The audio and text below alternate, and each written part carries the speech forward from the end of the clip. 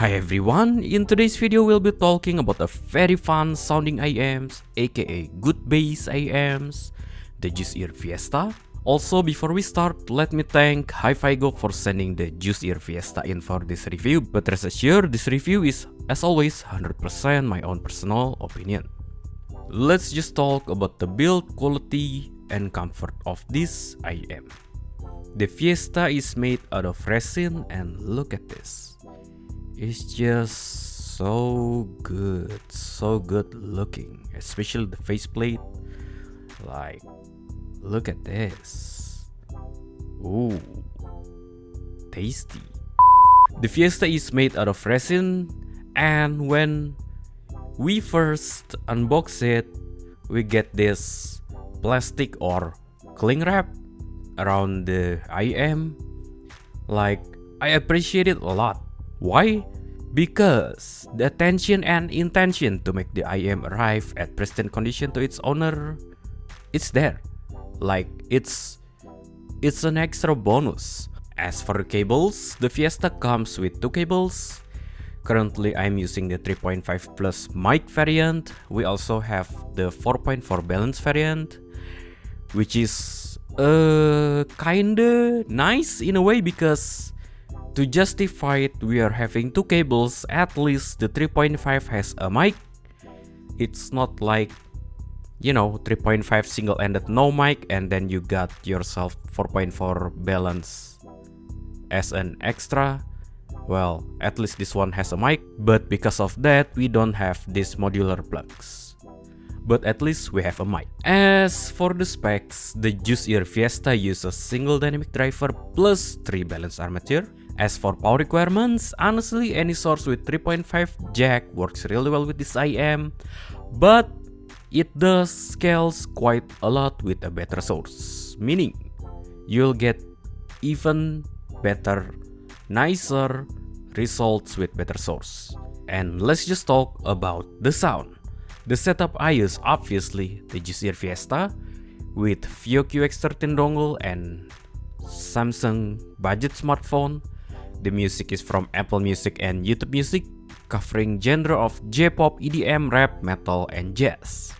Okay, so my impression with the Fiesta is that it's actually not as bassy as the graph suggests. Let me explain. The bass here actually sounded ultra deep, but it's not really boomy like CCA Rhapsody, for example. So the overall presentation here is that it sounded like Harman, but modified with an extra deep sub bass. And the feeling of immersion when using this to watch horror movies is on another level. Anyway, the bass. The bass, as I said earlier, it has super deep bass. It actually has good bass speed, though I found it to be weird to be used for double pedal or metal genres. It has the speed, it has the controls, but the sub bass quantity for, well, at least for metal, it's a bit too much. Though this IEM for EDM, rap, pop, it's just nice, fun, Fiesta. Mid-range, surprisingly clean and neutral. It doesn't really get muddied up because of the bass, and guess what? It also sounds cohesive. It has decent clarity, and this is definitely one of a good tuned IEM right here. And the treble, it's relaxed, has enough sparkle to balance the bass without sounding harsh at all, which is for 120.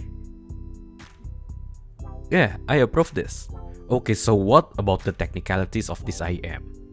The technicalities for 120, I will say it's good. The stage, it's kinda small, but it has good layering.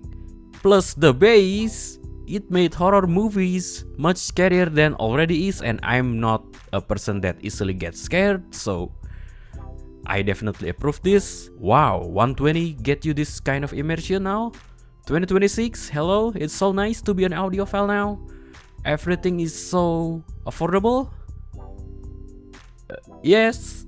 Anyway, imaging source dependent with source at least QX13 it sounds holographic. With smartphone it sounds 2.5D sounding. And what do I mean by that? It does not exactly presents you with holographic, well, at least with smartphone, but it doesn't randomly throw sounds at you either. It still has depth, but it's not quite there yet. Separation and positioning, it's very good. Who said big bass means bad separation and positioning? Nope. The Fiesta denies that stereotypes. It has excellent separation and positioning even with all that bass. What about the detail retrieval? Also very good for the price. This IM has lots of details and textures, and the bass actually very detailed, like it just... I can literally feel and hear the textures and the rumbles. As for the mid-range, it has decent textures, treble also decent. So the conclusion of this review, if you want a warm, fun sounding IM that has a really deep sub bass, well, this is like you want fun under 150, this is the default. Hence why they probably name it Fiesta. This IM excels at pop, rap, EDM genres, and the technicalities are also good for the price. I think the asking price is definitely justified with this IM, and that's all I can say. Thanks for sticking with me until the end. I also open a mixing and mastering commission right here. I'll catch you in the next one. Bye for now.